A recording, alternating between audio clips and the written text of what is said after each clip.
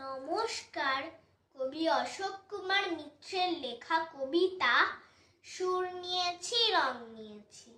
গাছ বললে ডালকে ডেকে পারিস দিতে কুড়ি, ডাল বললে ফুটিয়ে দেব কুসুম ঝুড়ি ঝুড়ি, রাত বললে আকাশটাকে আনতে পারিস ভোর, বললে আকাশ সোনালি ভোর কখানা চাই তোর, বনের পাখি বললে ডাকি গাইতে পারি সুরে, রামধনু রং মাখিয়ে রাখা আকাশখানা জুড়ে, কেমন করে সব পারি বললে ওরা ডেকে, সুর নিয়েছি রং নিয়েছি রবীন্দ্রনাথ থেকে।